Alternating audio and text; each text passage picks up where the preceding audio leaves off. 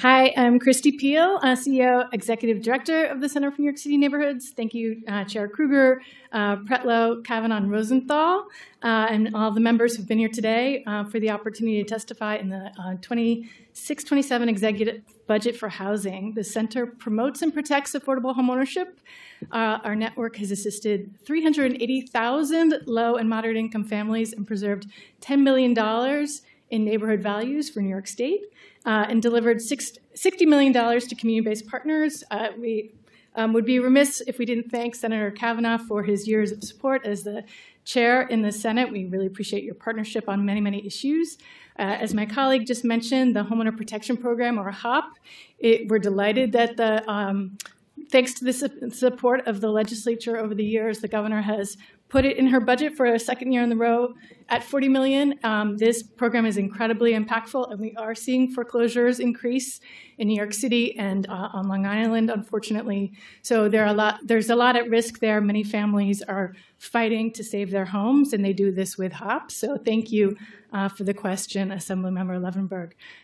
We're really excited to see ongoing support for repairs and climate resilience in the executive budget.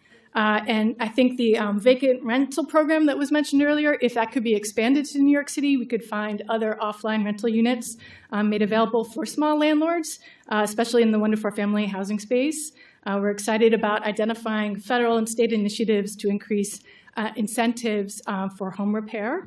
We're really thankful for the Senate and the legislature for bringing attention to the insurance issue as a core housing issue. The data transparency will be really helpful, but making sure that DFS has the ability to hold insurance companies accountable, that we understand where they're making profits. So there isn't this debate around whether or not requiring real investment in our communities. Data transparency is creating a risk for insurance companies to leave communities. We know they're making money.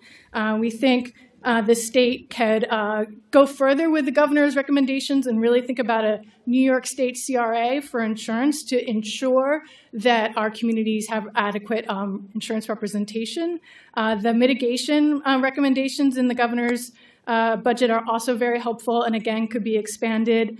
And I would also just add that there's an opportunity for the state to look at title insurance reform that could help not just affordable housing developers, but small home buyers have home buying be more affordable and have revenue come to the state. There's a real opportunity to generate revenue in New York State by requiring title insurance companies to domicile in our state. We can create jobs, create revenue, and fund all of the programs that we need.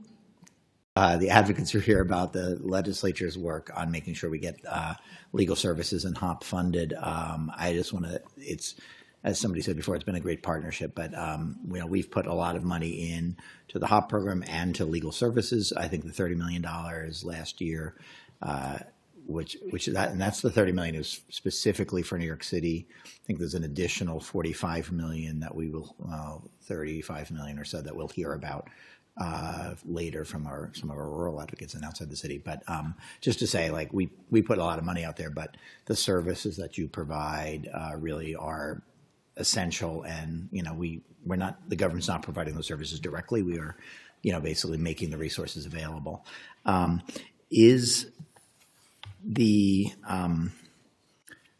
guess I just want to talk about the extent to which we're meeting the need. In New York City in particular, like HOPP is statewide. To the extent we have 40, we've more or less doubled that program in the last couple of years. From your perspective, I guess this is a question for Christie, but from your perspective, are we meeting the needs as stated by that program with the current program?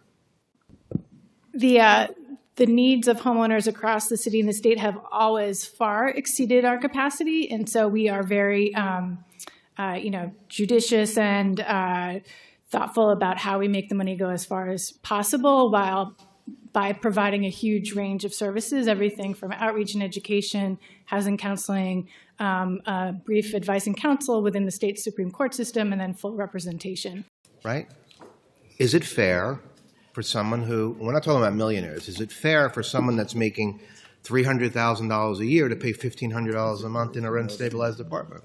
I think We know it's we need to think about, true. Yeah, I think we need to think about supply, right? We have a lot of different ways that we can influence the supply of affordable housing. The supply of affordable homeownership is something I'm particularly interested in.